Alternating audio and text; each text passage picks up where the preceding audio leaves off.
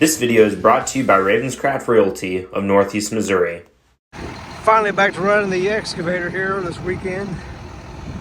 Out here by the highway where we've been working. It took a while to get it back. Had turbo actuator go out of it. Had to get that fixed. I'm down here like, what's smoking? I got hydraulic oil everywhere. Just a little bitty fitting up there. It was hand tight. Tightened it back up, not leaking, so I can't let myself back up top of the hill, bring some oil out, fill her back up. It's a fine Tuesday afternoon here in lovely Northeast Missouri. I just brought the 92 Dodge over here to the other house, and I'm going to grab the 7020 and the disc because we are going to go burn some burn piles. It's just nice enough to disc the fire line and hope that we don't catch the highway on fire, because that would be bad. But it's just good enough to get these piles stacked up and get them burnt, and gonna try and be safe while we're doing it. I plugged this thing in this morning, just help it start a little bit easier. These 404s are just terribly cold-blooded engines, and really doesn't seem to be any easy way around that other than plugging them in and plenty of ether. While I'm over here, let's check the oil. Just make sure there's oil in it. Let's see, is there oil? Yep, there's oil. We're good to go. And I'll check the fuel and make sure that I have fuel, because that's important too. Let's see. Yep, there's fuel. All the lights came on, so that's good, but we'll see if she's got it.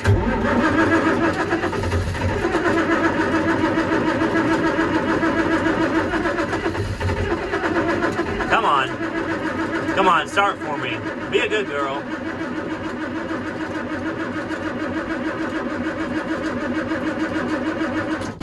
Wow, it rides so smooth and it's so quiet in here.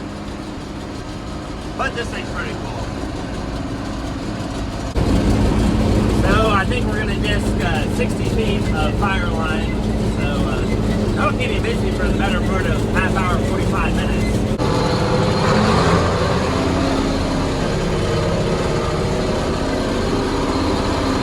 This tractor is so much fun. I just love it. One thing I don't like, I need to put more sound deadening in it. Oh yeah. Let's do a dig. We're attempting today to burn a brush pile. It's a good thing we got a tractor and disc out here, huh? Don't want the fire to get anywhere. It's not gonna go anywhere. But we are right along 36. We don't want to take any chances here with the driving public going by. Make sure we got it under control.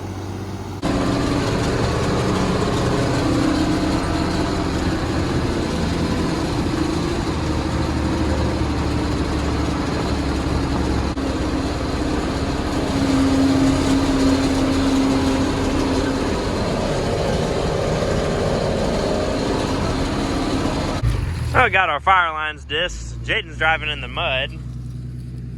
Gosh darn it, Jaden. Can't believe him. Well, we got the 1, 2, there's a third pile up there that we're gonna try and get going. I'm gonna take the 7020 to the top of the hill, park it, and come back down with the Gator.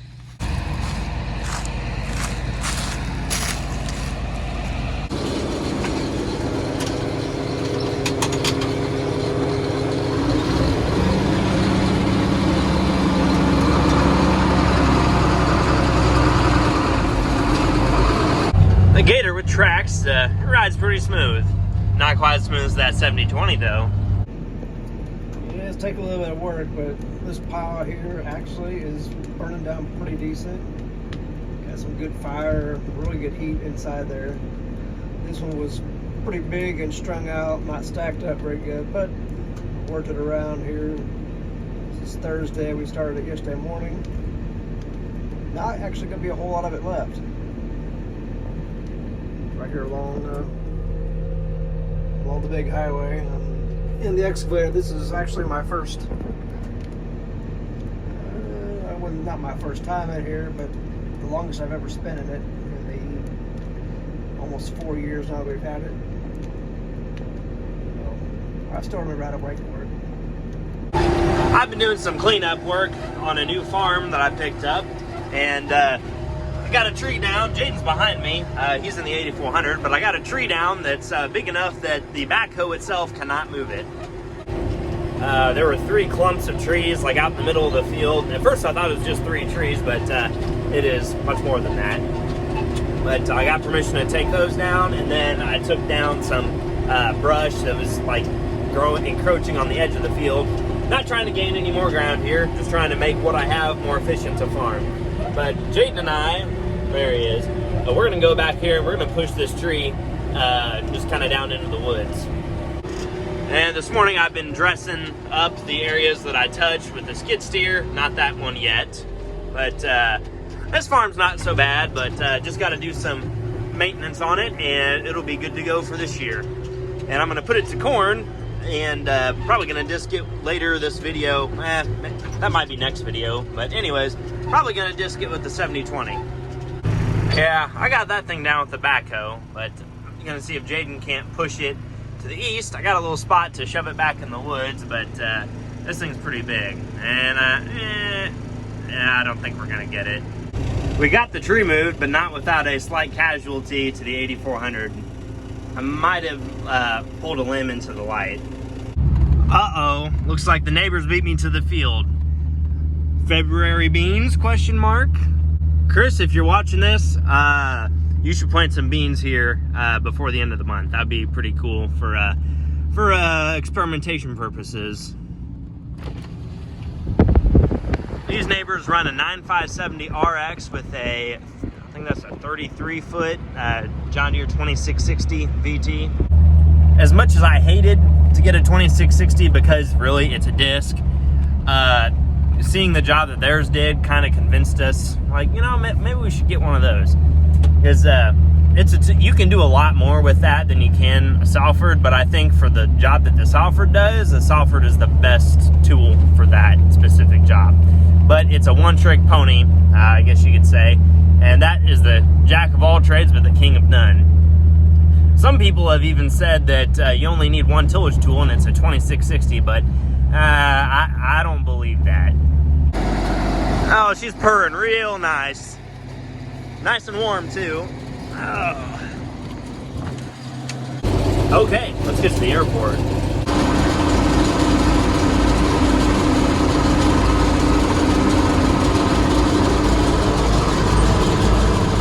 Oh yeah, we're disking. Well, a little bit anyways. There's different soil types back here, and I don't know that all of them are ready at the same time. This ground back here that doesn't lay as well is the Menpro. It's the good dirt, but that is a problem. I'll explain that later. But this ground up here at the top of the hill, it's a flatter kind of ground, more of a clay pan soil. So I'm just trying to discern where one stops and the other starts.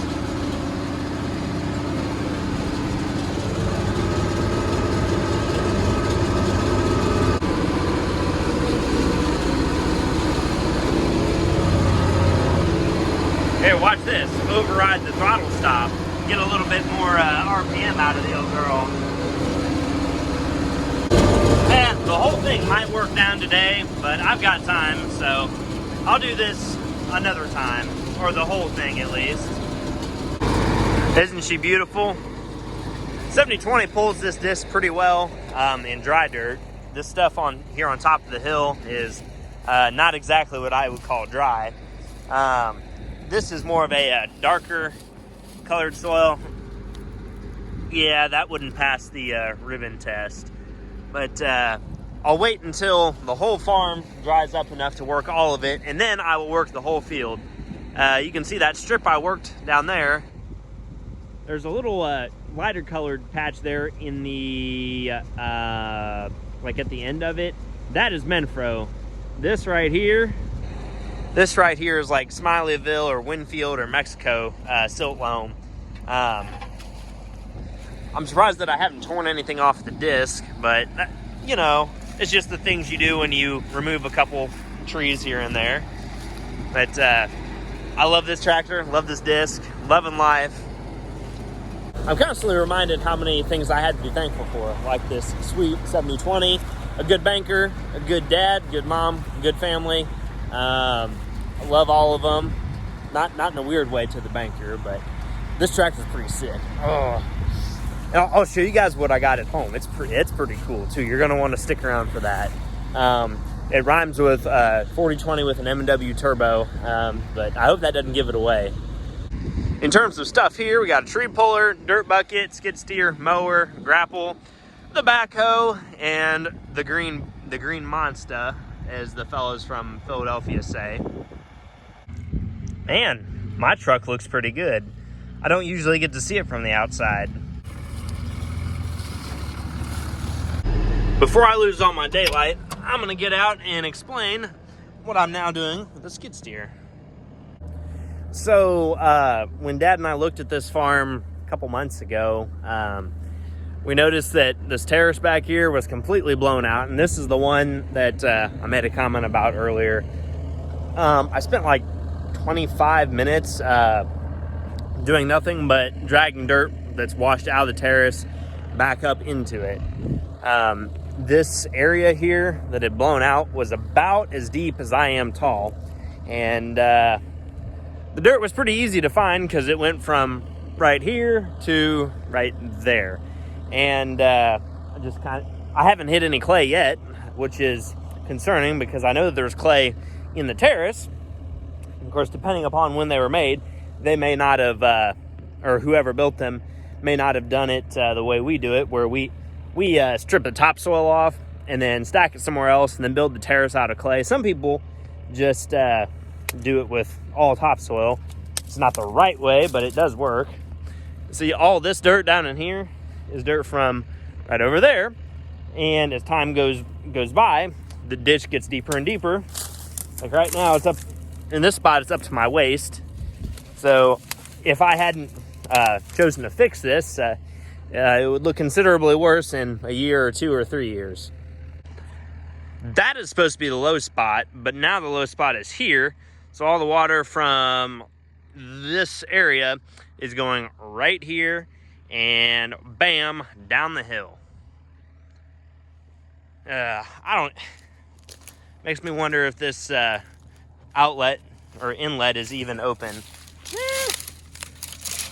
It's still there, kind of.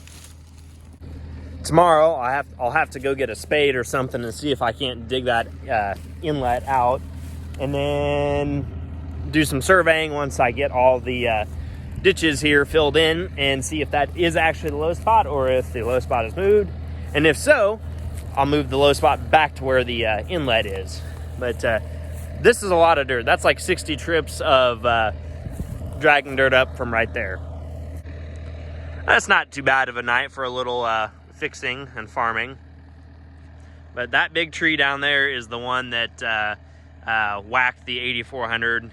Luckily nobody was hurt, but unluckily I think I'm probably gonna have to pay for it, but it is what it is.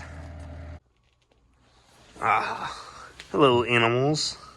Had Donnie and May. Hello Donnie. Oh, you get jealous when I pet the cat, don't you? And because I care about you guys, I'm gonna go plug in the 4020, and then in however long it takes me to finish the planter, we're gonna go start it. Well, I'm gonna tell you, it sounds really, really sick.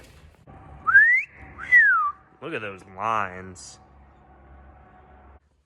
I do dirt work and fix terraces by day, and by night, I work on planters. So through an unfortunate series of events, which is code for I bought that Kinze double frame last year, I wound up with a set of 11 brand new disc openers, Kinze, in fact. Actually, there's a couple different series of unfortunate events in there, but I was left with about $1,000 in store credit at Beard Implement. They're good guys. If we ran Case, we'd buy all our stuff there. Keegan's cool. But anyways, I ended up with like $1,000 of store credit, so I had to spend it on something, which turned out to be Kinze disc openers. Because at the time, I was going to keep and rebuild that PT or double frame or whatever you want to call it. But as time went on, it became apparent that that was not a good idea. And so instead of rebuilding it, I bought this 2000. It's a 1998 model year. And that's why you go over your planters in the winter, because that gauge wheel bearing is out, and there's two more of them over there that are also out. And luckily I have a pile of spare parts, so not a big deal. Just have to go over to the other house and get some different parts. So I'm putting mud scrapers, openers, and then just checking things out, making sure they're adjusted. I also swapped all of Dad's Dawn curve tying closing wheels onto this planter because why not? They were free. It was either I keep them or Sidestreaker Nobi Partners gets them and we get nothing. So that was an easy choice.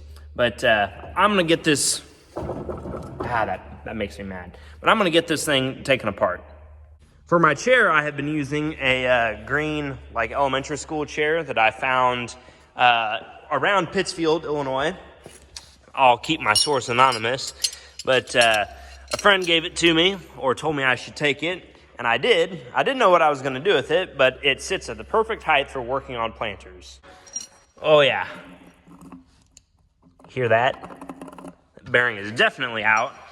And these gauge wheel arms, well, some of them have some play, but it's nothing like world ending like it was on the PT. Like that's totally manageable. But that's what a scraper looks like when it's worn down. This is a new one. There's some worse ones there in the metal bin, but I'll show you those later. So if you ever find yourself rebuilding a planter, here's some things that you should check for.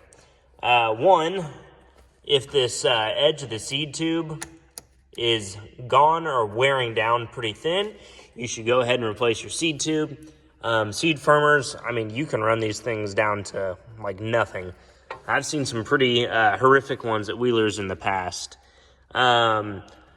Sometimes it's a good idea to go ahead and replace the seed tube guard. If it gets worn down too thin, the disc openers will start wearing excessively on the seed tube.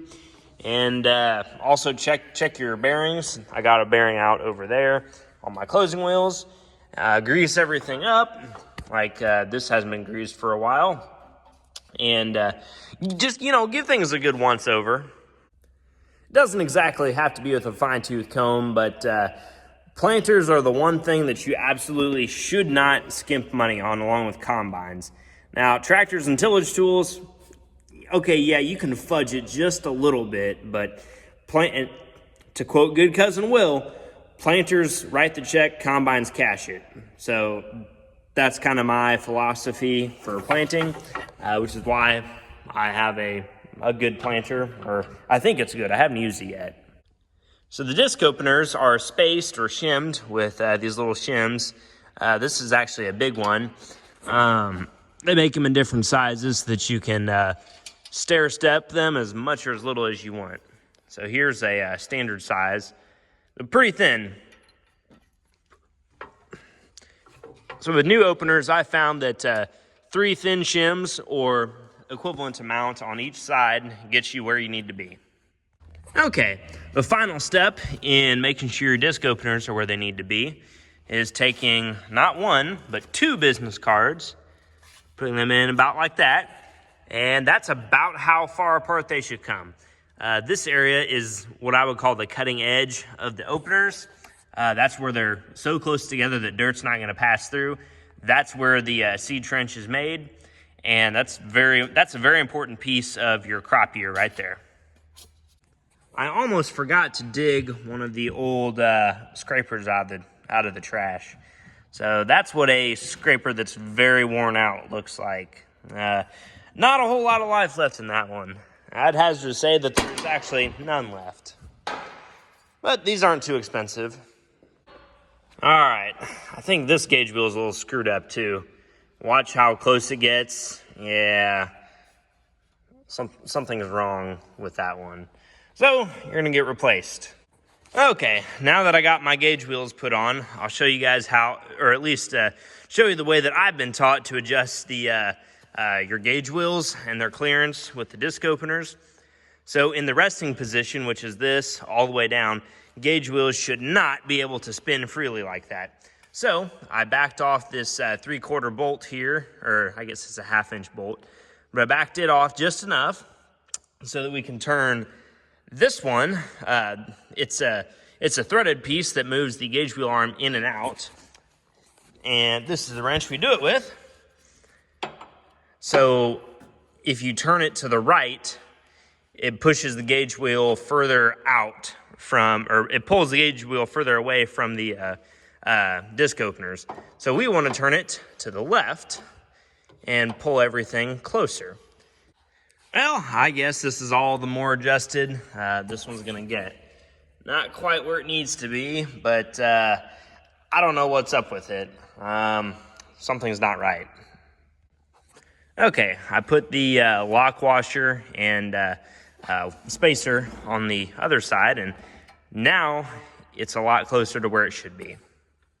While I've got the planter here in the shop where it's nice and warm, I'm going ahead and greasing it up. There's 1, 2, 3, 4 grease zerks on each row unit, 2 on the parallel arms, and then 2 on the closing wheels. There's 4 for the marker arms. There's 4 on each lift wheel assembly, and then I think there's 1 or 2 on the pusher unit lifting mechanism. But this is a pretty simple piece of equipment to grease. I'm 95% sure that the 4020 has been plugged in for long enough that it'll start without consequence. So I'm really excited to show you guys this, because this has been something that I've been working on off and on for 6 months, between gathering the parts, actually doing the work, and then waiting on parts seems like it took the longest out of anything. But I'm gonna unplug this thing and we're gonna fire it up. And yes, I am aware that the drain hose looks a little goofy, but it's gonna have to work for a little while. I got something better coming. Well, not coming. I'm thinking of what I can do better and planning it. All right, start for me. Gotta put my ether cap back on. I used that to start it earlier. I'd prefer not to use ether, but sometimes just what you gotta do.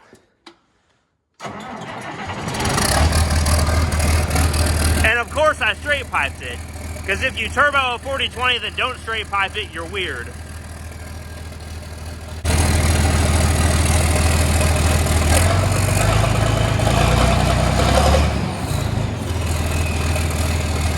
And it burns a little bit of oil until it gets warm.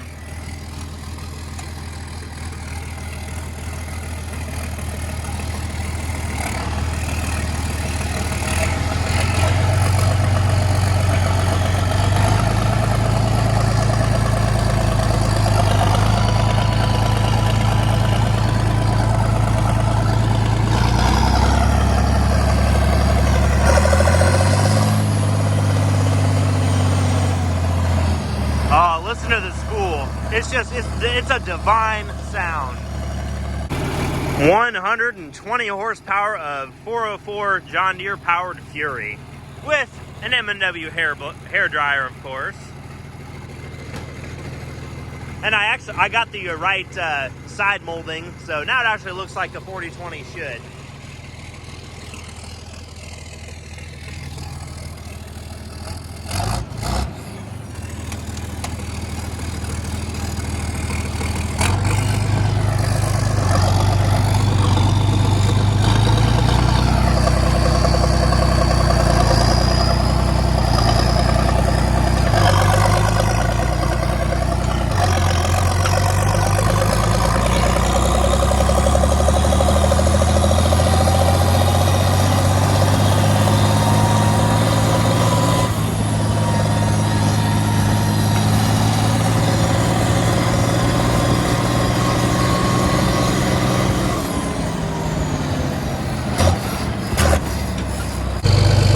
I think that's enough nighttime action on the 4020. I'm sure we'll be seeing some more of it after dark in the future this spring, because I picked up some custom planting work for Cousin Will with the Kinsey and the 4020.